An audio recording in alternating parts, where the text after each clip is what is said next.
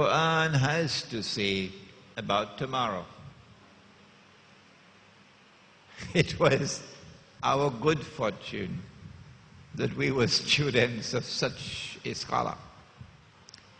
Yes, there are, unfortunately, even here in Trinidad, those who look down upon him.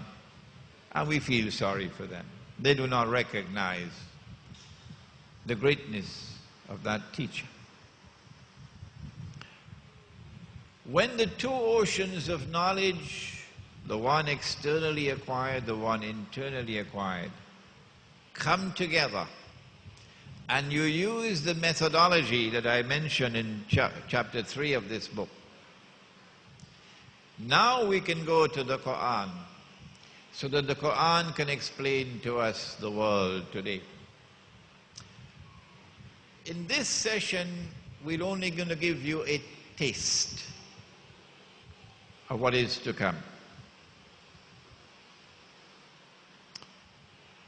We'll quote just a few verses of the Quran, so that the Quran can begin the process of explaining tomorrow.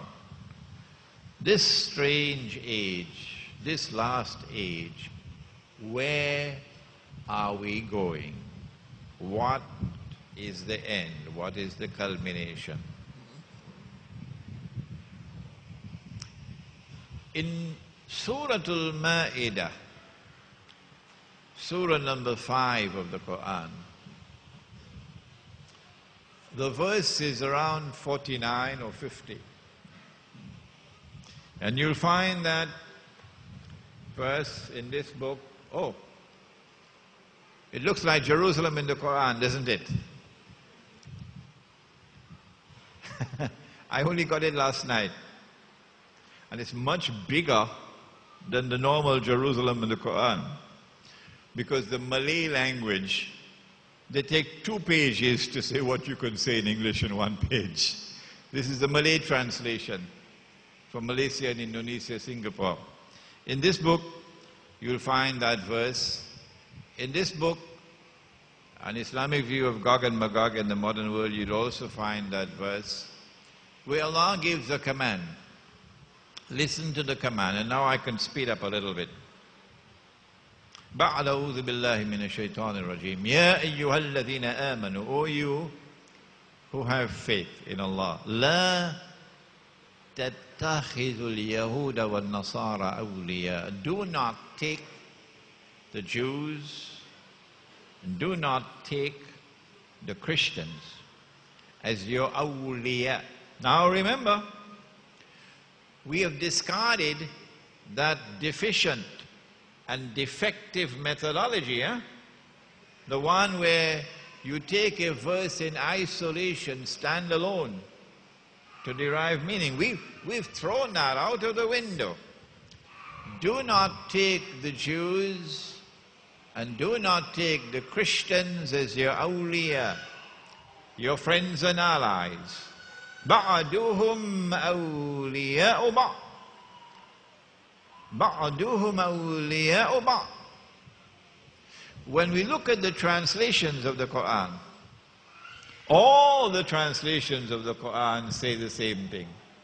They are friends and allies of each other. So using those translations, let us proceed. Do not take the Jews and do not take the Christians as your friends and allies. They are friends and allies of each other. وَمَنْ يَتَوَلَّهُ مِنْكُمْ فَإِنَّهُ مِنْهُمْ. And whosoever turns to them with friendship and alliance, you now belong to them. You no longer belong to us.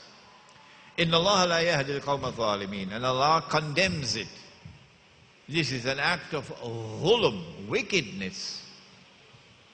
And Allah will not provide guidance for people who commit such an act of wickedness. What? Taking Jews and Christians as your friends and allies? Is that what the verse is saying? But a Muslim man is allowed to marry a Christian woman, isn't it? Except, of course, in Malaysia.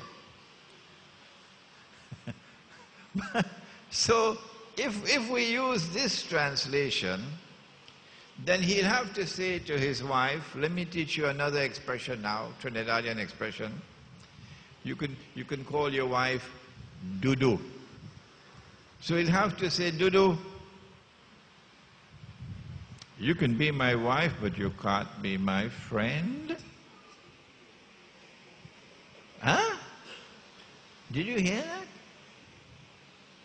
Dudu, the Quran says that you can be my wife, but you cannot be my friend.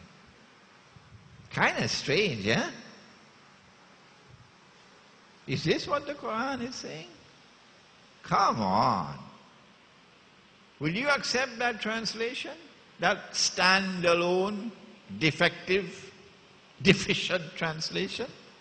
No. That's not what the Quran is saying. Well, then what is the Quran saying?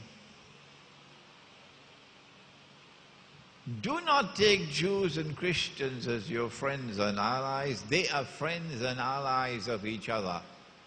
That is false. Jews and Christians were never friends and allies of each other. That is false. Can the Quran be speaking of falsehood? No.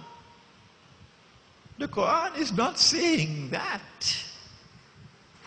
But unless you study the Quran to understand tomorrow, while standing at Majma'ul Bahrain, the place where the two oceans meet, you will not be able to recognize what the Quran is saying about tomorrow. What the Quran is saying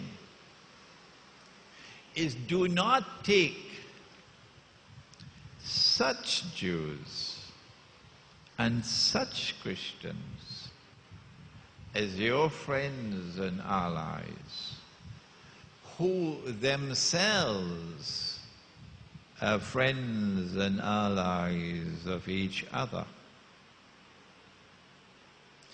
The Quran is anticipating a time which is to come, tomorrow,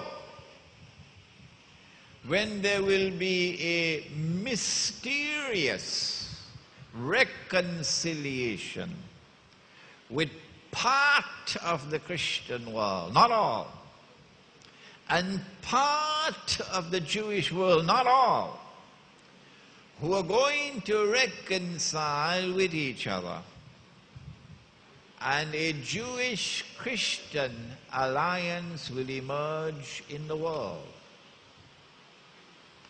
When that mysterious alliance is established in the world, then watch it.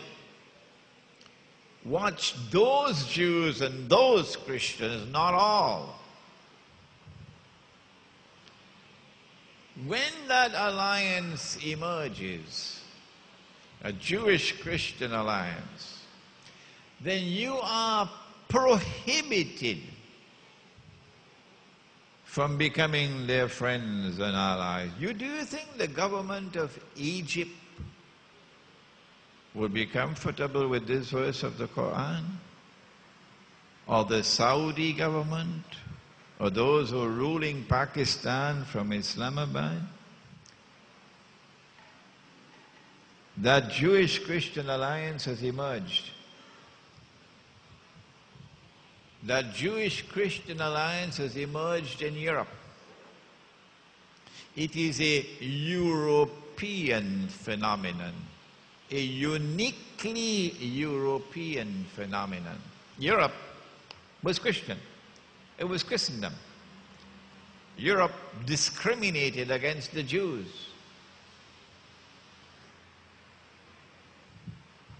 But a new Europe has emerged, in which Christians and Jews have now reconciled with each other.